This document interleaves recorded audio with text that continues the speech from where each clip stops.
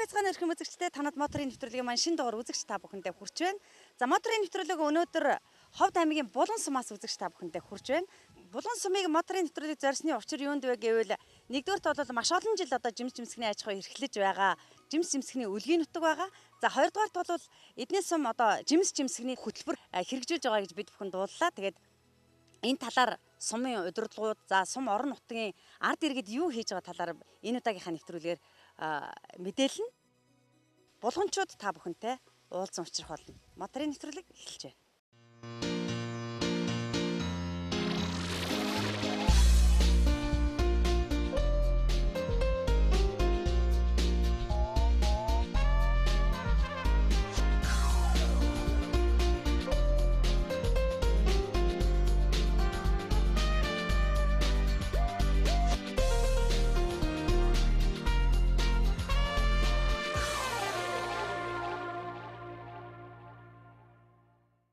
Булган голын үржин шимтэй ийм одоо алтаа өөрийн бүс нутагт оршдог ийм сум учраас ерөн бол мод тарих, жимс тарих энэ тал дээр бол нэлээд одоо туршлагатай цагаагаар нөхцөл байдал шиг тааламжтай юм байна. Тэгээд ерөн бол сүүлийн жилүүдэд бид бүхэн бол булган голын энэ ус ашиглалтыг нэмэгдүүлэх тал дээр нэлээд томоохон бодлого баримталж байна. Олон улсын байгууллагын нэг гаргасан судалгаа байгаа юм. 2016 онд энэ судалгаагаар бол булган голын нийт одоо булган голынгаа 0.2 ердөө л 2% нь одоо булган сум бол ашигладаг юм байна гэсэн судалгаа гараад байгаа. 19-20 онд одоо хэрэгжүүлэх засгийн мөрийн хөтөлбөрийн нэг гол концепц бол ус ашиглалтыг нэмэгдүүлэх тал дээр томоохон бодлого гарч байгаа.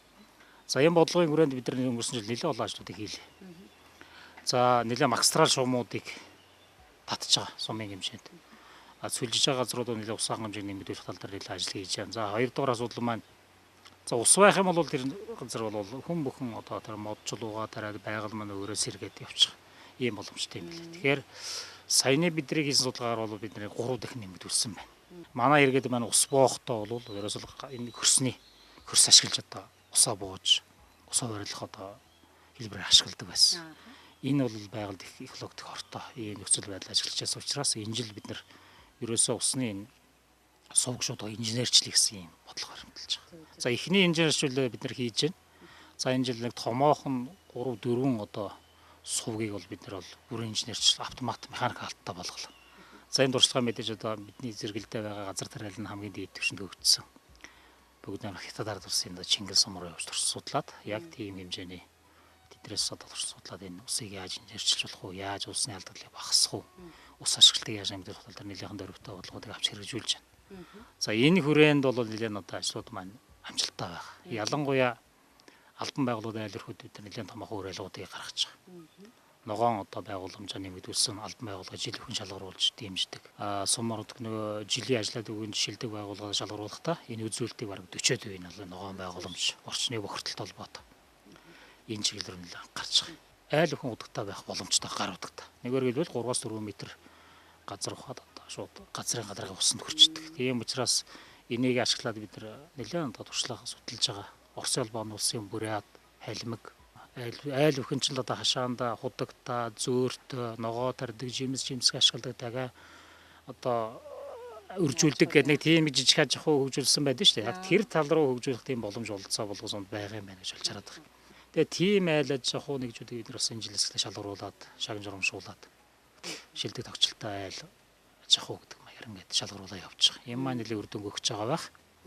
За орон нутгийн хөгжлийн сангаас бол нэлээд сүлжилтийг бууруулах усны энэ төвшин ус ашиглалтын нэмэгдүүлэх тал дээр нэлээд томоохон одоо зорилтуудыг тавиад мөнгө бол иргэд рүү чиглэсэн үр ашигтай хэлбэрээр бас зарцуулж байна. Булган сумын хувьд бол нэг онцлогтой юм бол байгалийн хадлага хараад Монгол улсад хамгийн одоо их байгалийн хадлан бэлддэг юм сум штэ. Үндсэндээ 2000-аас 2002 онд улсын хэмжээнд байгалийн хадлан бэлтгэх юм болцолтуулаад 2 удаа төрүүлсэн байт. Тэрнээс хойш одоо энэ яам тийм болцолтуулаад дахиж бол зарлаагүй байдаг л да. Үндсэндээ бол дангаараа 27 мянган тонн байгалийн хадлан бэлтэж байна. Ийм бол маш их одоо хадлан гэсэн үг л дээ. Тэгээд үндсэндээ бол малаа бол өвөл тэр сайхан байгалийн хадлангаараа бэлтэж иргэдэж гардаг. Ийм одоо аж ахуй сүрэ аж ахуй нэлээ орж ийн гэж бид нар харж байгаа. Яалтчгүй одоо бидний салшгүй нэг хэсэг бол жимсгэн газар тариалан талбайтай юм брэндүүд байгаа. Ховдын Булган бол дээр үеэс нааш таны хэл дээр жимс станцж байсан. За энэ үеэс эхлээл одоо жимсгэн тариалж ирсэн. Энэ одоо зах зээлийн харин шуурганаар энэ жимсний аж ахуй бол аваад үлдсэн. Тийм бол маш дэвшилттэй. Одоо сүүлийн үед ямар одоо дэвшилттэй зүйл ажиглагдаж байгаа нөхөр иргэд маань жимсний тухай айгүй их ойлголт олцож ирсэн. Өөрөө л эргээ үржүүлдэг болсон. Одоо дөрөв аж ахуй нэгж жимсний үрслэг одоо бэлтгэсэн юм одоо аж ахуй болоод бизнес эрхлэх юм боломжтой болсон байна. Тэгээ сум ордгоос бид нар брэнд бүтээгдэхүүн яаж хөгжүүлж болох юм бэ гэхээр нэлээд том одоо бодлогын зүйл төр дэмжлэг үзүүлж байгаа. Аж ахуй нэгжүүдэд дэмжих хэрэгтэй юм байна. Энэ жимсний модны үрслэгээ бол бид нар энэ гарч байгаа сорттоо бол дотооддоо бас илүү одоо үржүүлэх хэрэгтэй юм байна гэдгийг ийм бодлого барьж байгаа. Нийтдээ бол сум маань 50 гаруй тонн жимс бол хурааж авч одоо ашигладаг юм байна. За модонд ашигладаг бас жимс байна. Жишээ нь үрэл гэдэг юм уу, арнит гэдэг юм энийг бол ашиглаж чадахгүй байна. Тэгээ энийг одоо яаж бид нар брэнд болгох вэ гэдэг нэлээ одоо олон талын гарц сайжин л да. Тэгээд энэ ажлынхаа хүрээнд ерөөсөө л одоо сүүлийн үед бол Монгол улстай гэх юм уу энэ зах зээлд бид нар энэ ховдын булганы жимсийг яаж брэнд болгох вэ гэдгээр л нэлээ ажиллаж байгаа. За саяхан бид нар бас нэлээд одоо Европын жимс юмсгэн боловсруулалтаар нэлээд туршлагатай Чех улстай энэ талаар Чех улс элчин сайд Ирж Бороцкий гэдэг үнтэй бол бид бүхэн бас хувийн байдлаар одоо элчин сайдын уряд булган сум нөхцөл байдлыг танилцуулсан. Элчин сайд ирж энэ нөхцөл байдлыг хараад их дэмжсэн. Өдөөний одоо сум гэхэд та нарт бол суур бааз байгаа даа гэдэг. За энэ баазыг ашиглаад та нарт брэнд төлөвлөх тийм боломж байгаа юм байна шүү гэдгийг юм ярьж байгаа. Тэгээ одоо сая 2 дахь удаага бас элчин сайдтай бол бас Улаанбаатар хотод элчин сайдтай уулзлаа. За элчин сайдтай ямар асуудал тохирсон юм бэ гэхээр ер нь бол та бүхэн бол тэр жимс жимсгэн судалгаануудыг маш сайн хий. Бааз нөөц бололцоогоо сайн одоо гарга. За бид нар бол Чех улстай чад бага хэмжээний одоо аргаар гэдэг юм уу одоо юм жижиг үйлдвэр эрхлэгч нар та нарыг оловж өгье. За та бүхэн Чехт очиод энэ хэрхэн одоо жимсээр брэнд хийж болохыг одоо судал. За тэгээ нутгийн одоо юм брэндтэй болоо гэж хэлсэн байна. Тэрэнд бид нар маш их одоо баярж бэлгшээж байгаа. За тэгээд элчин сайд маань Чех элчин сайд маань бас энэ дэр санаач гаргаж байна. Булган сумын одоо удирдлагууд бид их бас энэ дэр нэлээд санаач гаргаж байна. Энэ үрдүнд хөрнө гэж найдаж байгаа. Одоо сумын иргэдийн хуулиасаа жимс хөтлөөр баталсан байгаа. Жимс хөтөлбөрийн хүрээнд сумын орон нутгийн хөгжлийн сангаасаа хөрөнгө хуваарлаад нийт иргэдтэй одоо жимсний аж ахуйнуудаас манай томоохон 5-6 аж ахуй байгаа. Аж ахуйгаас иргэдтэй жимсний мод худалдаж аваад иргэдтэй үнэгүй хуваарлаж байгаа. 3 талд гэрээ байгуулж иргэн жимсний аж ахуй нэгж тэгээд засагтарах. Тэгээд энэ гурвуулсан гэрээ байгуулад энэ гэрээгээр жимсээ тариалаад жимсний одоо тариалтын одоо арга зүй энэ тэрийг нь бол мэдээж нийлүүлж байгаа аж ахуй хариуцна. Тэгээд хөрөнгийг бол засагтар одоо орон нутгийн хөгжлийн сан хариуцна. Иргэн бол тэрийг ургуулад тэгээд тэргээ өөртөө үр ашигтай үйл ажиллагаа бий болгох. Ингэсэн булган сумд аж ахуй хөгжөөж жимсийн иргэдийн маань орлого нэмэгдэнэ гэсэн ийм тооцоо. Тэгээд мэдээж иргэд 3 жилийн хугацаатай гэрээ байгуулад тийм одоо их хүлэхгүйгээр өөрийнхөө ургуулсан тохиолдолд иргэдтэй үнэгүй өгөх ийм гэрээтэй ажиллаад явж байгаа. Энэ хүрээнд бол үндсэндээ 2 жилийн дотор манайх 150 гаруй иргэн жимсний модтой очсон байж. Урд нь бол томоохон аж ахуй нэгж 5. Тэгээд иргэд бол угаараа жимс эрхэлсэн 50-аад үрхэнцээ баг 200 гаруй тийм жимсний аж ахуй жимс эрхлэгч иргэдтэй гэсэн ийм үйл ажиллагаа явагдав. Бас энэ жимстэй холбоотой дээр нь бас энэ өөжүүлэлттэй холбоотой одоо энэ цэцэрлэгт хүрээлэнгүүд байгуулж байна. Одоо булган сумд бол 3-4 ийм цэцэрлэгт хүрээлэнгүүд байж байгаа. Нохоон байгууламжууд байгаа. Энэ бол мэдээж төрөөс тэр хүмүүсийн сэдлийг төрүүлэх, тэр хүмүүсийг уриалах байдлаар тэгээд иргэдтэйгээ хамтраад энэ хамтарчил ажил хий. Ягаад гэвэл иргэд тулгамж байгаа асуудал биш үү тэр ягаад гэвэл одоо энэ цэлжилт, хуурайшилт энэ бол тулгамж байгаа асуудал. Тулгамж байгаа асуудлаа бид нар хамтраа шийдэе. Мэдээж иргэд оролц, төрөөс бас дэмжиж гэдэг байдлаар.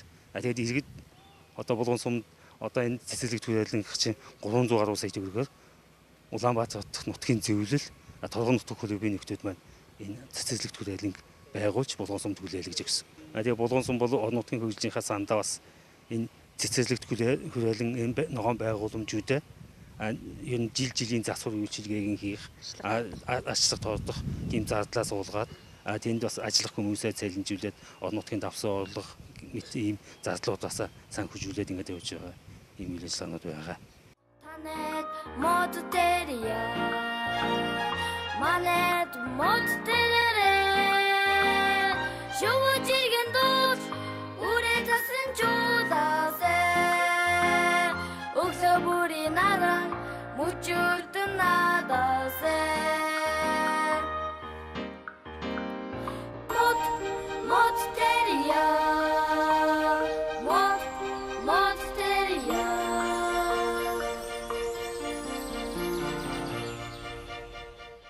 өөрийнхөө зав чөлөө цагийг одоо зөвхөн өнгөрөөхийн тулд энэ бол одоо саягийн ачааллыг алжаал ядралыг одоо тайлах ийм сайхан талтай юм аа. Тэгээд ингээд 13 нас ихлээд ингээд хэдэн жимсний мод тарьсан. За энэ 13 он тарьсан жимсний мод инээж л одоо жимсээ өгсөн. Нэг модноос дүнчээр нэг 5 кг одоо бисрэг айдам гарсаа. Тий. Тэгээд 16 онд за бас энэ хашаандаа ингэж хуваараа мод тариаж байгаа усуудын хөвлөд бас хөтөлбөрт хамруулж одоо сумаас бас 5 модыг одоо үнэг авч тариал гэдэг ийм шийдийг өгсөн. Ингээд хашаандаа энэ 5 модыг хөтөлбөрөөр одоо 5 мод тарьсан байгаа. Тий. Энэ маань одоо бас их сайхан ургаж байна. Энэ моднуудыг бид нар дандаа мөнгөөр авч тарьжсэн бол хөтөлбөрийн мод маань үнэгүй олгогдсон.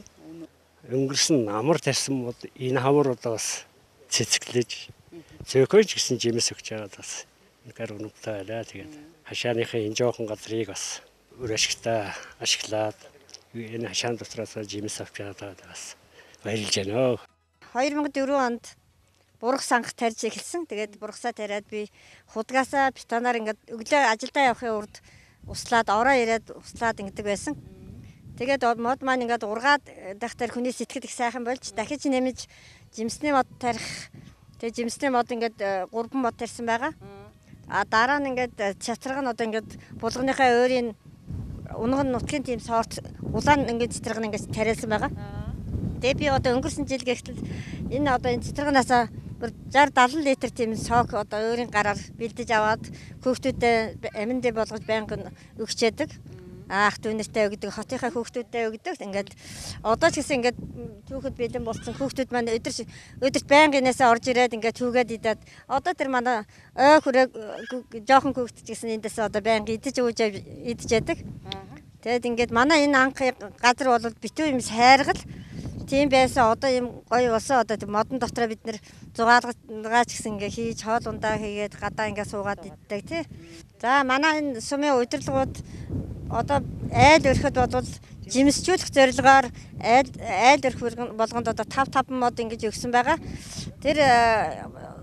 Тэр модоо бид нэр энэгүй ингэж олгож байгаа учраас энэ модыг айл болох ургуулах тийм ургуулахыг бодож байгаа. Тэгээ өглөө ороогүй устдаад стандартын дагуу одоо нөхшүүдийг нухаад ингээд усалж ургуулж байгаа. Ингээд дээр нь манах 5 модон дээр өөрөө 2 мод нэмж аваад ингээд 7 мод урд нь манад ингээд 10 одоо ингээд 10 хэдэн модтой болж байгаа. Дандаа 3-4 төрлийн мод ингээд жимсний модтой болж байгаа. Ингээд бас энэ удирдлагуудаа маш их баярлалаа гэж хэлбэр байна. За эрүүл мэндийн байгууллагад 33 жил ажиллаад энэ төр насныхаа тэтгэврт гарсан.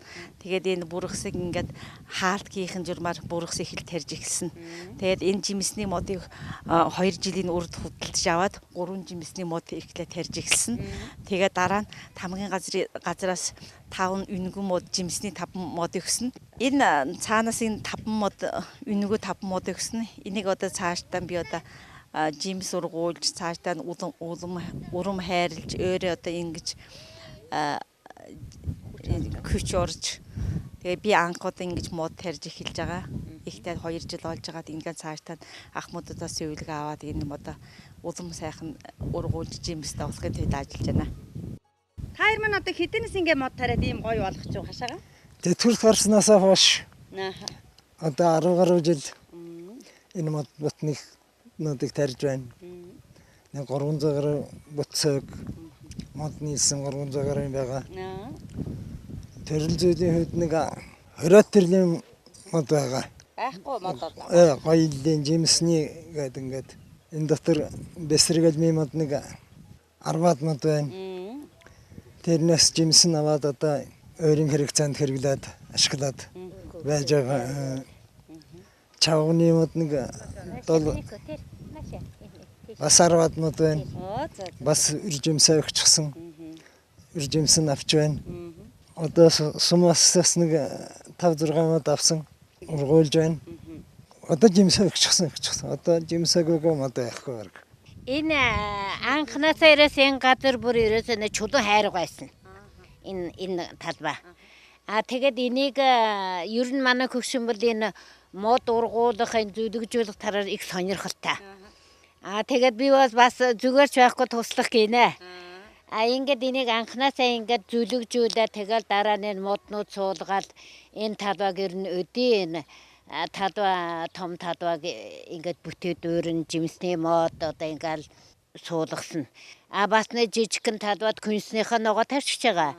Төмөс, манжин, луун, тэшэвга, тэнганууд ингээд энэ хүүхдүүдийнхээ юунд хэрэгцээнд, өөрийнхөө хэрэгцээнд тэ орж гарсан хүмүүстэй ингээд амсуулаад ингээд сайхан байгаа. Байгалаа цэцгчүүлэх, ойжуулах талаар сүм бол нэлээд анхаарч байгаа. Бид хоёр чинь энэс өвс 2 хатчтэй. Энэ өвсийг эхлээд нэг хадаад ингээд өгөн хатна би одоо бухалгийн үүрэнд тэгээ хашаанд оруулна. Одоо нэг нь хатч одоо дараа нь нэг нийсэн садныг хатна. Ингээд нэг хөөрхөн твш өвс авчтээ. За ингээд жимс хөтлөөр хэрэгжүүлээ 2 жил болж байна. Нийт нь одоо 160-аад өрхийн 800 гаруй модыг айлд өгөөд ингээд явж байгаа, гэрэг хийгээ явж байгаа. За гэрээгээ бид нар хавар нь одоо нөгөөх модоо олгосон хүмүүс ажлын хэсгээ явж шалгаж үзээд тэг гэрээнийхээ дагуу модоо ургуулсан айлууд бол үнгөө олгоод хэрэг ургуулгаа бол буцаагаа төлөвлөх ийм одоо гэрээтэй байдаг. За бид нар 2 жилийн хугацаанд ингээд айлууд яваад үтсэн. Ерөнхийдөө бүх айлууд модоо ургуулсан ийм байдалтай байгаа. Сая сумын иргэдийн төлөвлөсөн 6 дахь хуралдаанд тэн дээр бол энэ асуудлаас яригдсан. Ингээд үзэхэд бол айлууд бол их хэмжээгээр одоо модоо бол их хамгаалж ургуулж байгаа юм байна. Сая одоо хурал дээр юу санал гарч байна. Одоо айлуудаа бид нар ингээд жимс хөтлөөр хэрэгжүүлж байна. Одоо албан газрууд байгаа модуудаа бид нар багсгаж жимс нь одоо хөтлөөрийг тэр албан газруудад хэрэгжүүлмээр байна гэсэн саналууд гарч байна. Тэгээ иргэшлээс бид нар энэ асуудлыг бас хүлээж аваад албан газруудын хашаанд байгаа модыг одоо цөөлөөд тэгээ жимс нь одоо хөтлөөрийг бас хэрэгжүүлж тэрнээс одоо 3-4 жилийн дараа 5 жилийн дараа хүүхдүүд албан газрынхаа одоо хашаан дотроос одоо жимсээ идэх ийм боломжийг хангахаар бид нар ингэж ярьж ажиллаж байна. Танайд мод тарья манайд мод тарья шүүжиген дууч үрээ тасан чуулаасаа өглөө бүрийн нараа мөчөрдөн надаасаа мод тарья мод тарья.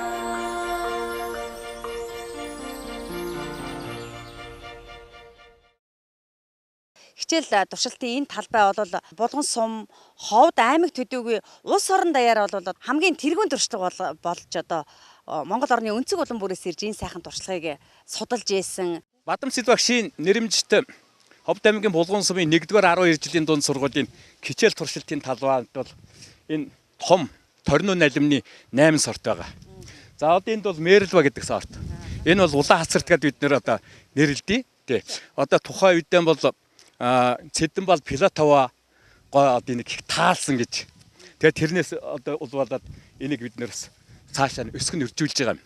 За дээр нь антана ухаа гэдэг одоо өвлийн сортын юу байгаа. Энэ бол бүдүүн ногоон гэдэг бид нар нэрлэдэг юм аа. Иславанка гэдэг бас нэг сорт байгаа бас 3 сар хадгалж тэр ногоо нь алим шарлж болдог бас их өвлийн сортын нэг алим байгаа. Энийг бид нар бас дүлийн ногоо гэдээ бас нэрлэлцэн ирж их удаан болдог учраас. За тэгээ кефи шапранко гэдэг нэг жижиг улаан сорт бас байгаа. Тэр нь болохоор энэ артлын талбайд байгаа. За энэ бол 1962 оноос анх бий болсон. Тэгээ 10 жаа багш Бадамсэл багш гэдэг энэ залгадаг сургуулийг анх төгсгөж ирээд Чаамарт 3 сарын дамжаа төгсгөж ирээд ингээд анх бий болгосон талбайнууд юм байгаа. За тэгээ дээр нь энд чинь Грушовка Московская гэсэн сорт байна. Тэгээ кепин шапряны гэсэн нэг сорт байна. Ингээд үнэстэй 8 төрлийн юм том алюминий сорт хадгалагдж байгаа. За энэ болохоор одоо хүүхдүүд намар нь очоод нэг анги ирээл нэг модыг хучаал өвлжүүлцдэг. Хавар нөгөө хүүхдүүд ирээл сөхөөл явцдаг. Тийм учраас эдгээр одоо ингээд 60 жил дургаж байгаа байхгүй юу? Ийм сайхан юутай юм манай багшийн маань нэлдээсэн. Бадамсэл багшийн маань нэлдээсэн одоо ийм том сайхан тал байгаамаа. Жимскнээ хариуцаад Тэгээ хажууд нь одоо хөлсний ногоо тэгээд нарийн ногоонуудыг хариуцж ажилладаг. Би ажиллаад одоо 5 жил болж байгаа. Би уулнахад жоохон тэмсгэж одоо дээр үед байхад тэрийг нь төгссөн говалтаад тэгээ мэрэгжлийнхаа дагуу энэ дэрж ажиллаж амьдарч байна. Бадамсэд багш одоо битэл одоо болсны сайхан талбайг одоо цаашид одоо хүүхдүүдийнхээ хамтаар одоо өшөө сайхан өргөжүүлж арчлан тордож ард түмэндээ одоо жимсийг нь хөргөж багш нартаа одоо өхийн төлөө л одоо бид нэр ажиллаж явдаг да. Яриасаа нийтдээ 12 га талбайтай манай сургууль. Тэрнийх нь га 50 сот нь одоо мод тариалдаг. Энэ жимсний мод зөвхөн. Зөвхөн бусд одоо зэрлэг ургамал мод бол зөндөө байгаа манай талбай. Тийм чацарган байгаа, бургас улаас байгаа. Хажууд нь хар интор, хөрн инторын модгаад янз янзын моднууд зөндөө байгаа. Тэгээ дээр нь хүнснийхаа ногоо тарьж одоо хэрэгцээ хүүхдүүд одоо байрны хүүхдийнхаа хэрэгцээг одоо хавар одоо гिचэл тартал нь одоо хангадаг тийм хэмжээний ногоо бэлтгэж хамгаалж бий байдаг. Энд тэгээ аваад тэрийг нь арчлаад ордоод уйлжүүлээд галлаад өгдөг цагт өгөөд ингээд ажиллаа байж байгаа. Одоо манайхчнээс одоо зөвхөн яавлаг нэг тоон гаруй яавлаг авна арнит гэхэд бас тоон гаруй авна ингээд тэгээд дотоодынхаа хэрэгцээ тэгээд илүүгээ сургуулийнхаа хэрэгцээ хүүхдүүдийн хүнд одоо компани янз бүрийн юм хийж ашиглаж хэрэгэлдэг. Хичээл туршилтын энэ талбайд бас нэг онцлог юм байгаа. Ягаад гэвэл энд ургаж байгаа 8 сортын том алим шүү. Том алим бол одоо жимсгэн тариалж байгаа бусад газруудад яг одоо энэ 8 сортууд бол байхгүй юм байна. Яг л одоо энэ хичээл туршилтын энэ талбайд ургаж байгаагаараа илүү онцлог юм байна. Тэгэхээр одоо энийг бас манай сургуулийн хамт олон удирдлагууд бол бусдад түгээн дэлгэрүүлэх суулгацыг одоо бий болгох энэ ажилд бас чармаа оруулах бас их зүгээр байх гэж ингэж бодож байна. За бид нэр одоо сургуульд хүүхэд байхдаа энэ альмиг чинь бас хучиж явлаа. Энээс нийдэж явлаа. Альмиг нь төвөж явлаа. Одоо ингээд туршлагын талбайд бид нар чинь бас зунжингаас ажилдаг байлаа шүү дээ. Тухайн үед бол одоо бид нар чинь хүүхдүүдэд ингэдэг байлаа шүү дээ. Сурлаг хөдөлмөр спортын өндөр амжилт хүсье ураа гэдэг байсан шүү дээ. Тэгтэл одоо цагт нөгөө хөдөлмөр хаягдаад байна. Сурлаг спорт нь одоо ягаад байгаад байдаг хөдөлмөр хаягдаад байгаа байхгүй юу. Тухайн үед бид нар чинь хөдөлмөрлж байсан учраас тэр хөдөлмөрийн үршим бидэнд үлдээд одоо хүртэл бид нар чинь яаж байгааг тий. Тийм учраас одоо хүүхдүүдийг багаас бас ийм хөдөлмөрт бас сургах хэрэгтэй. За тэгээд ингээд ажиллаад байхад бол манай Булган сумын хүүхдүүд сургуулийн хүүхдүүдийг ажиллаад байхад бол бусад одоо сумын сургуулийн хүүхдүүдээс харьцангуй хөдөлмөрч хавар нь гараад одоо хүрзээ бариад усаа аваад ирдэг, шуудуугаа малтчдаг, тэгээ жимс ногоогоо тарьчдаг, гэр орондооч бас одоо жимс минс тарьдаг ийм одоо сайхан уламжил эндээс бол ингээд уламжлал хадгалагдаад байгаамаа. Тэгэд энэ сургуулийн хүүхдүүд үнэхээр азтай юм. Нэгдүгээрт экологийн боловсрол олж байна, хоёрдугаарт эрүүл хүнс хэрглэж байна. Тэгээд хөдөлмөрт сурж байна гэдэг ингээд сургуулийн хүүхдүүд бол ээж бүрэн одоо боловсролтойгоор ийм төгсөх юм болцоо байна. Бадамсэд багш маань 30 гаруй жил маш сайн үр дүнтэйгээр авч явж Монгол улстай бол дуршлаг болгосон байдаг. Ингээд залгуулад одоо танай ажиллаж байгаа албаа хаагчид удирдлагууд ингээд ийм сайхан авч явж байгаа юм байна. Тэгээ үеийн үедээ энэ бол бусад Монгол орон даяар сургуулиудад одоо үнэхээр брэнд болохоор ийм сайхан дуршлаг бол байгаа. Тэгээд та бүхэнд одоо амжилт хүсье. Та бүхэнд баярлалаа бас ингэж манай талбайг сурталчилж одоо олон түмэнд танилцуулж өгч байгаа та бүхэнд ч гэсэн би баяртай байна. Их баярлалаа. Танайд мод тарья. Манайд мод тарья. Шувжиген дууч үрээ тасан чуулаасаа. Өглөө бүрийн наран мөчөрдөн надаасаа. Мод тарья. Мод тарья.